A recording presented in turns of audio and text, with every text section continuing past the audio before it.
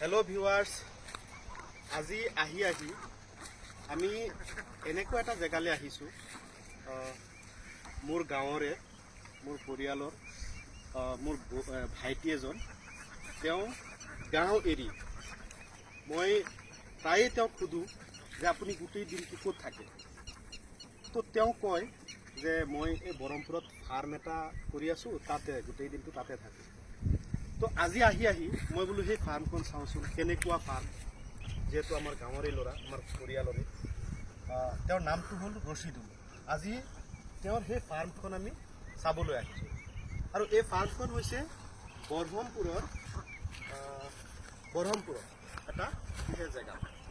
তো সেই জেগাটোলৈ আজি আহিছোঁ, আপোনালোকক সেই জেগাটো, সেই ফাৰ্মটো দেখুৱাবলৈ আহিছোঁ। আপোনালোকে চাব, এটা সুন্দৰ চাৰিওফালে পাহাৰ আছে, পুখুৰী আছে কেইবাটাও। তাত বিভিন্ন ধৰণৰ তেওঁ প্ৰজেক্ট লৈছে। বিভিন্ন ধৰণৰ গছ পুলি আমি দেখিছোঁ ইতিমধ্যে ৰুইছে। তামোল গছ, সাজনা গছ, মালটা, বিভিন্ন ধৰণৰ ইয়াত তেওঁ প্ৰজেক্ট লোৱা আমি দেখিছোঁ। তো আজি সেই বিষয়ে তেওঁৰ লগত অলপ কথা পাতিম। তেওঁৰ এই বস্তুটো মনলৈ কেনেকৈ আহিছে, আৰু যিহেতু দেখিছোঁ যিটো প্ৰজেক্ট তেওঁ লৈছে, সঁচাই এবছৰমান পিছত তেওঁ ইয়াত স্বাৱলম্বী তাৰ এটা পথ নিশ্চয় আমাৰ যুৱ সমাজৰ কাৰণে দেখুৱাব পাৰিব, যেনেধৰণে তেওঁ লৈছে। আৰু সেই বস্তুটো তেওঁৰ মনলৈ কেনেকৈ আহিছে, কি ধৰণে ভাবিছিলে প্ৰথমে, সেই বস্তুটো জানিবৰ কাৰণে আজি তেওঁৰ লগত আমি কথা পাতিম। তেওঁ আমাৰ লগত আছে। তেওঁৰ নামটো হ'ল ৰচিদুল, মোৰ ভাইটি। তেওঁ আছে, এয়া চাওক, তেওঁ আছে। তো প্ৰথমে আপোনাৰ এই প্ৰজেক্টলৈ আমি শুভকামনা জনাইছোঁ। লগতে যাতে আগন্তুক দিনত ইয়াত আপুনি আৰু বহুত যুৱকৰ কাৰণে স্বাৱলম্বিতাৰ পথ দেখুৱাব পাৰে, তাকে আমি কামনা কৰিছোঁ। তো আপোনাৰ প্ৰথমে এই জেগাটোৰ নাম কি? এইটো হৈছে একচুৱেলি ব্ৰহ্মপুৰৰ বালিয়াডিপা। ইয়াৰ পৰা মোৰ ঘৰৰ ডিষ্টেঞ্চ আছে 26 কিলোমিটাৰ, আৰু ইয়াৰ পৰা নগাঁও টাউন আছে 16 কিলোমিটাৰ। তো এই বস্তুটো আপোনাৰ মনলৈ কেনেকৈ আহিছে? প্ৰথমে কেনেকৈ ইয়াত আগবাঢ়িছিলে, কি বুলি ভাবি আহি আছিলে? ইমান যিহেতু গাঁৱৰ পৰা বহুত দূৰ হয়, ইয়াত আমি যে আহিছোঁ প্ৰায় 20 কিলোমিটাৰৰ ওপৰত দূৰ। তো এই বস্তুটো আপোনাৰ মনলৈ কেনেকৈ আহিছিলে? ফাৰ্ষ্টটো মই ক'ব লাগিব, মইতো 2019 চনৰ পৰাই মাছৰ লগত জড়িত। আপোনালোকে জানে, বাহিৰৰ যিবিলাক মাছ আছে, স্কেম্পি হওক, শ্ৰিম হওক, শিং মাগুৰ, যিবিলাক কেটফিছ আছে, বিশেষকৈ কেটফিছ মই অসমত কৰিছিলোঁ। তো তেনেকৈ মাছৰ ধাৰণাটো অহাৰ পিছত এই জেগাটোলৈ মোৰ এজন ফ্ৰেণ্ড আছে, তেওঁৰ লগত মোৰ বহুত পুৰণা চিনাকি। তেওঁৰ লগত পাৰ্টনাৰশ্বিপত গৈ মই ভাবিলোঁ এই দুটা জেগাত যদি আমি কিনি ল'ব পাৰোঁ, ইয়াত কিবা এটা কৰিব পাৰিম। বিশেষকৈ মোৰ পুখুৰীৰ ধাৰণা আছিলে, যাৰ কাৰণে আপুনি নিশ্চয় চালে মোৰ ইয়াত প্ৰায় 40 বিঘা মাটি পুখুৰী আছে। 3 বিঘাৰ পৰা আদি কৰি 2 বিঘাৰ পৰা আদি কৰি 18 বিঘালৈকে এটা পুখুৰী আছে। মই টোটেল ইয়াত 42 বিঘা মাটি পুখুৰী কৰিছোঁ। ভাবিলোঁ পুখুৰী যেতিয়া কৰিছোঁ, আমি পুখুৰীত হাঁহো কৰিব পাৰিম। হাঁহৰ পোৱালি তো মানে এইটো আমাৰ ছেকেণ্ড ৰাউণ্ড হাঁহ চলি আছে। আৰু সেইটো পুখুৰীত মোৰ ফাৰ্ষ্ট ৰাউণ্ড হাঁহ আছে। সেইটো পুখুৰীত ফাৰ্ষ্ট ৰাউণ্ড হাঁহ আছে। ইয়াতে হাঁহৰ জেগাটোৰ আমি চাওঁ। হাঁহত এই হাঁহে বৰ্তমান পাৰ ডে 180 190কে পাৰ ডে আমাৰ কণী দি আছে। আৰু কণীটো আমি হোলচেল যিবিলাক ফেচিং কৰা মানুহ আছে, তাহাঁতৰ লগত যোগাযোগ কৰি আমি ফেচিঙত দি আছোঁ।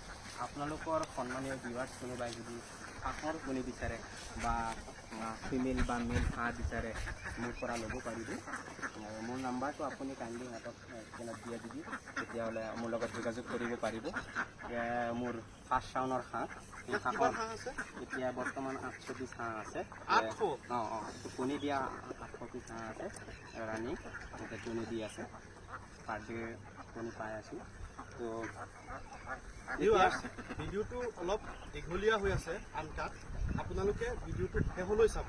আমি এতিয়া যিহেতু হাঁহ দেখা পাইছোঁ, এইটো এটা স্বাৱলম্বিতাৰ এটা উৎস বুলি আমি ক'ব পাৰিম। আৰু যিসকলে এই ভিডিঅ'টো চাই আছে, তেওঁলোকেও যদি হাঁহৰ কণী লাগে, তো আমি নাম্বাৰটো ভিডিঅ'ৰ তলত দি দিম। আপোনালোকে হাঁহৰ কণীৰ কাৰণেও যোগাযোগ কৰিব। আৰু যদি কোনোবাই হাঁহ কেনেকৈ পোহে সেই বিষয়েও আপোনালোকে জানিব পাৰিব। তো আমি বলকচোন, হাঁহ যে ক'ত পোহে, কেনেকৈ পোহে, সেই জেগাডোখৰ এবাৰ চাওঁ। হাঁহটো সচৰাচৰ মানুহে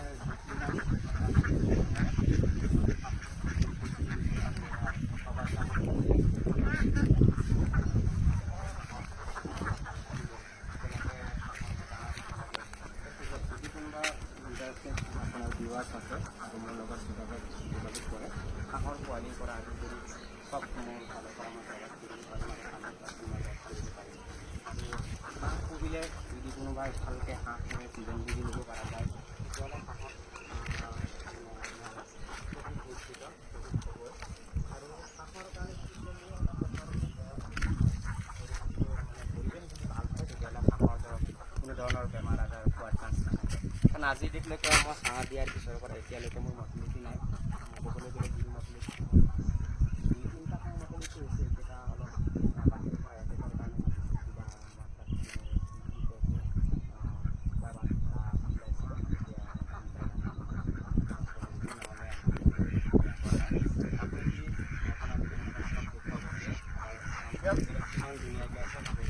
হেল্ল' ভিউৱাৰ্ছ, আমি দেখিবলৈ পাইছোঁ এয়া চাওক, তলত আছে পুখুৰী, পানী আৰু ওপৰত এটা আমি চাংঘৰ দেখা পাইছোঁ। তো চাওঁচোন এই ঘৰৰ ভিতৰৰ পৰিৱেশটো। ইয়াতে সম্ভৱতঃ হাঁহ চাগে ৰাতি চাগে ইয়াতে থাকে, ৰাতি ইয়াতে থাকে। তো সেই জেগাডোখৰো এবাৰ দেখুৱাইছোঁ, এয়া চাওক। আৰু অলপ ভিতৰলৈ আহক। কণী পাৰাৰ কাৰণে এই বস্তাকেইটা ৰাখিছোঁ, নহ'লে কণী ভাঙি পেলাই দৌৰি কৰি সেইকাৰণে বস্তা দিয়া আছে। আৰু সেইটো চাইডত আমাৰ ছেকেণ্ড বেচটো চলি আছে, সেইটোত সেইকাৰণে বস্তা দিয়া নাই। ইয়াতে কণী পাৰা হাঁহখিনি ইয়াতে থাকে আৰু বাকীখিনি সেইটো চাইডত থাকে। আৰু হাঁহক দানা কেনেকৈ খুৱায় বা ক'ত খুৱায় সেই জেগাৰ আমি দানা দিয়া ইয়াতে ৰাখোঁ। এতিয়াতো দিনত আমি কেনেকৈ দানা দিওঁ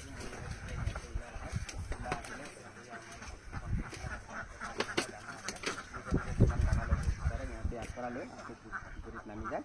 আকৌ সন্ধিয়াৰ সময়ত নিজে নিজে উঠি ইয়াতে আমি দানা দিয়াৰ ব্যৱস্থা কৰি ৰাখিছোঁ। নিজে নিজে দানা খাই নিজে নিজে ঘৰত সোমাই যায়। চেম প্ৰচেছত চলি আছে। তো ভিউৱাৰ্ছ, দেখা পাইছে আপোনালোকে, সেইটো হ'ল ৰাতি থকা ঘৰ। আৰু ইয়াত আপুনি এটা বাউণ্ডেৰী চাইছে, জালেৰে বাউণ্ডেৰী দিয়া আছে আৰু অলপ পানীৰ পাত্ৰ দিয়া আমি দেখিছোঁ। তো ইয়াত হাঁহৰ এইবিলাকত চাগে হাঁহৰ দানা দিয়ে আৰু হাঁহ গোটেইখিনি আহি যেতিয়া মাতি দিয়ে, নিৰ্দিষ্ট এটা সময় আছে দিনৰ 4টামান বজাত, সেই সময়ত হাঁহখিনি আহি ইয়াত তেওঁলোকৰ আহাৰ গ্ৰহণ কৰে। তো বন্ধুসকল দেখিছে হাঁহ কেনেকৈ পুহি এজন আমাৰ অতি ভিতৰুৱা গাঁৱত এজন যুৱক স্বাৱলম্বিতা দিশে আগবাঢ়িছে। তো আমিও যিসকল যুৱকে ভাবিছে যে আমি একো কৰিব পৰা নাই, তেওঁলোকেও এই পথটো বাছি ল'ব পাৰে। হাঁহ এবিধ অত্যন্ত স্বাৱলম্বিতাৰ এটি ব্যৱসায় বুলি আমি ক'ব পাৰিম। যিহেতু হাঁহে ইয়াত যিহেতু 800 হাঁহ আছে বুলি কৈছে আৰু তেওঁলোকে প্ৰায় 200 কণী ডেইলি উৎপাদন হয়। আৰু সেই ডেইলি 200 কণী তেওঁলোকে বজাৰত বিক্ৰী কৰে। এটা কণী কিমানকৈ? পাৰ পিছ 10 টকা লৈ যায়। মোৰ পৰা হেচিং যিবিলাকে হেচিং কৰে, হেচিং কৰালৈকে। আৰু মোৰ নিজা ইনকুবেটাৰ আছে, মই নিজেও হেচিং কৰি দিওঁ। মানে এতিয়াহে হাঁহৰ কণী এতিয়া কমিছে, যিহেতু আমাৰ টাৰ্গেট এতিয়া সময় থাকে, সেইটো সময়ত অলপ কমে আৰু 10 দিনমান লাগিব, আকৌ কণী বাঢ়ি যাব। যিহেতু আমাৰ 2টা ডিচৰ আছে, এটা ডিচে কণী দি আছে আৰু এটা ডিচ এতিয়ালৈকে কণী মানে দিয়াৰ সময় পোৱা নাই। 10-15 দিন বাকী আছে, তেতিয়া সেইকেইটাও কণী দিব। তেতিয়া আমাৰ তাত মোটামুটি পাৰ ডে 600মান কণী আমাৰ এভেইলেবল হৈ যাব। তো ভিউৱাৰ্ছ, আজি আপোনালোকে এই ভিডিঅ'টো কেনেকুৱা লাগিছে কমেণ্ট যোগে জনাব। আৰু আমি তেওঁৰ নাম্বাৰটো কমেণ্টত দি দিম, আপোনালোকে কমেণ্ট যোগে জনাব এই ভিডিঅ'টো আপোনালোকে কেনে পালে। ভিডিঅ'টো এটা শ্বেয়াৰ কৰিব, যাতে আমাৰ যুৱ সমাজে বা যিসকলে এই ব্যৱসায়টো কৰিব বিচাৰিছে তেওঁলোকে যাতে এই বস্তুটো ভিডিঅ'টো চাই পেলাই এটা ধাৰণা ল'ব পাৰে, তাকে কামনা কৰিছোঁ। আমাৰ ভিডিঅ'টো প্ৰথমৰ পৰা শেষলৈ চাব বুলি আশা ৰাখিলোঁ। তো আজিৰ এই ভিডিঅ'টো ইয়াতে সমাপ্ত কৰিম।